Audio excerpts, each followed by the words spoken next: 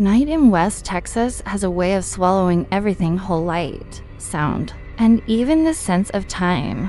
The desert stretches endlessly in every direction, silent and ancient, as if it remembers things humans were never meant to know. The abandoned highway cutting through that emptiness looks like a scar, cracked and sunburnt, forgotten by travelers and GPS apps alike. Locals avoid it. Truckers don't talk about it.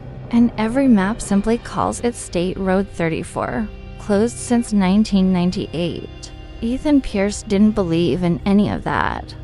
He was 26, worked remote IT shifts, and had driven across half the country without ever being scared of anything not storms, not the dark, and not the stories old men told at gas stations when the sun went down. So when his phone's GPS app froze and rerouted him through a narrow, unlit road with a rusted green sign that read Exit 6, closed, he didn't think much of it. Maybe a glitch. Maybe a shortcut. Texas was full of empty space. Maybe this one just wasn't updated on Google Maps. But as soon as his tires rolled onto that isolated stretch of highway, his radio went silent with a soft static hiss. His headlights seemed to dim, even though he swore he'd just replaced the bulbs last month, and the air inside the car grew oddly warm, like someone was breathing behind him. He checked the rearview mirror, nothing, just pitch black road stretching endlessly behind him. He cracked a smile. Get a grip, man. It's just a damn road. Still, something felt wrong. The night outside wasn't normal.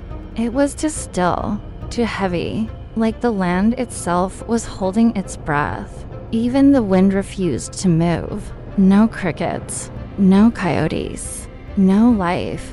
Just the hum of his car and the endless dark pressing against him like a thick, suffocating fog. 10 minutes in, he noticed an old service station on the side of the road. The building was small, slumped, and covered in torn aluminum sheets. The sign was missing letters only GS St. T on remained, flickering in the windless night.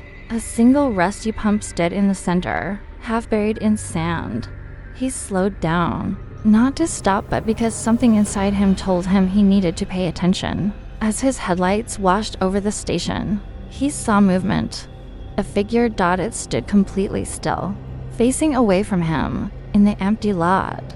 Tall, too tall, at least 7 feet, long arms hanging by its sides, skin the color of dust and shadow, stretched oddly tight across its bones. No clothes, no hair, just skin, smooth and gray, like it had never belonged to a human. Ethan blinked hard. What the hell? When his eyes opened again, the figure was gone. His heart thudded against his ribs. A trick of the light, stress. He hadn't slept properly in days. Maybe he was imagining things. Maybe the desert was playing games with his brain. He hit the gas and kept driving. The road curved slightly, then straightened, winding deeper into the deadlands. A strange mist began to form, not white or gray, but a dusty yellow.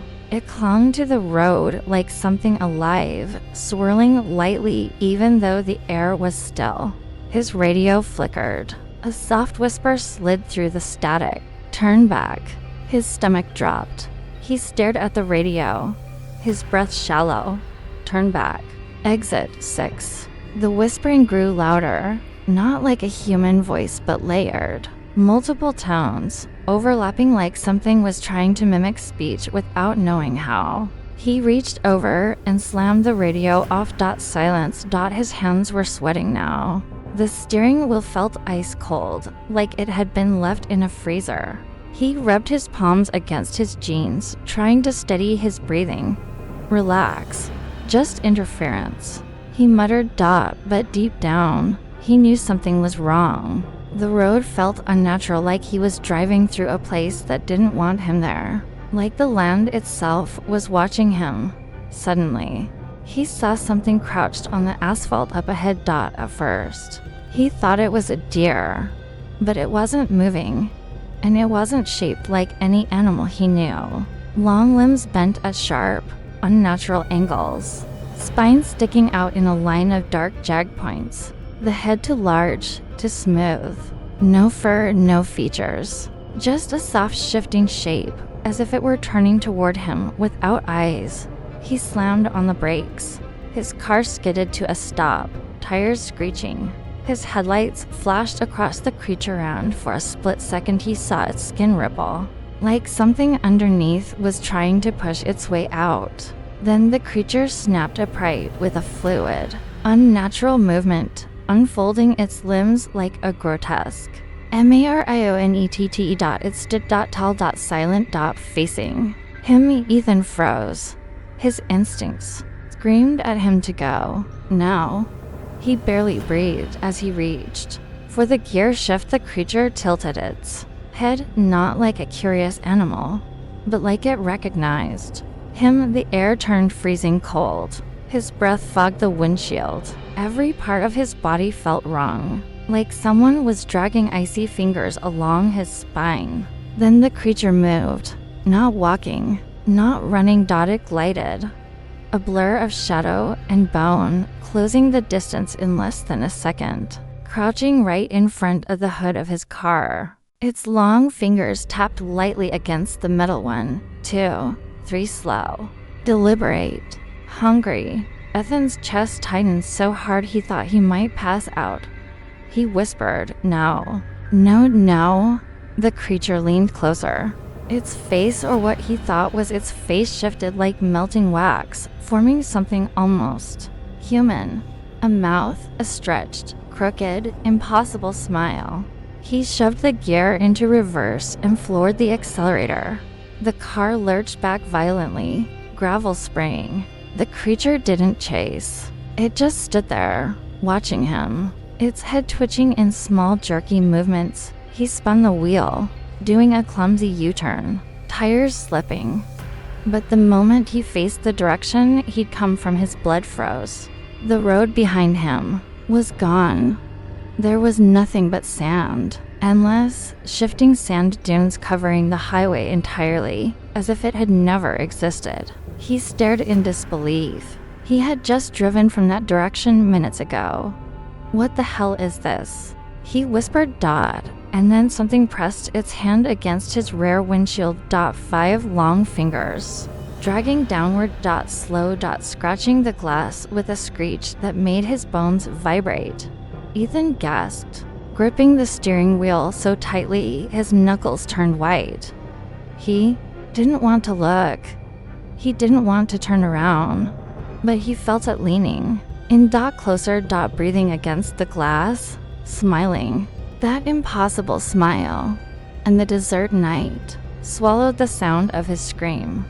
Ethan didn't remember hitting the gas. He didn't remember how the car spun, or how the wheels slammed onto the cracked pavement again. All he remembered was the sound, the scraping, dragging, whispering sound behind him, and his lungs burning as he tried to breathe through the panic. The road ahead of him flickered in and out of view, like the desert itself couldn't decide whether it existed.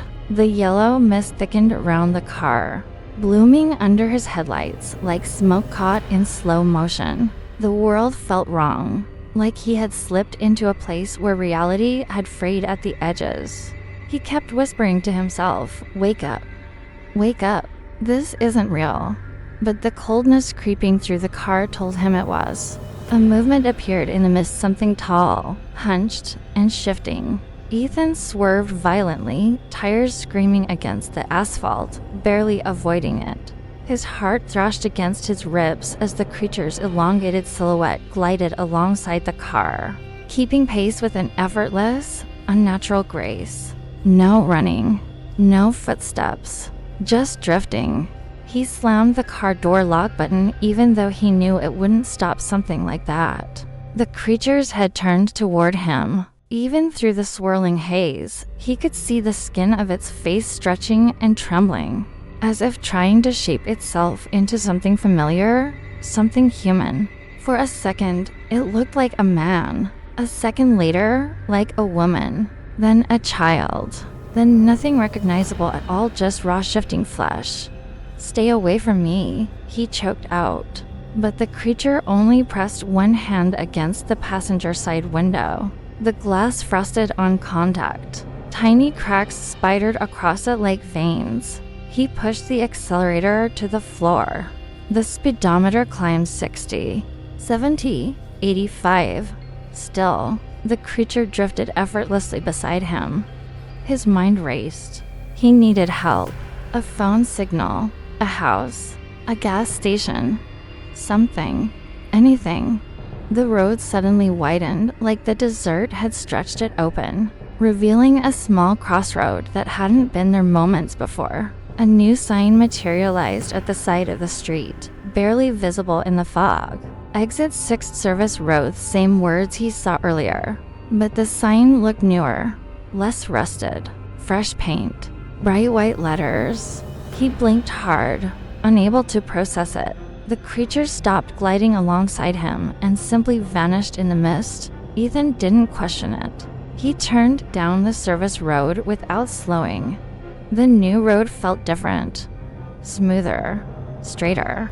And for the first time since he entered the abandoned highway, he saw signs of civilization ahead, faint lights in the distance. Like small houses or a rest stop. Hope surged through him.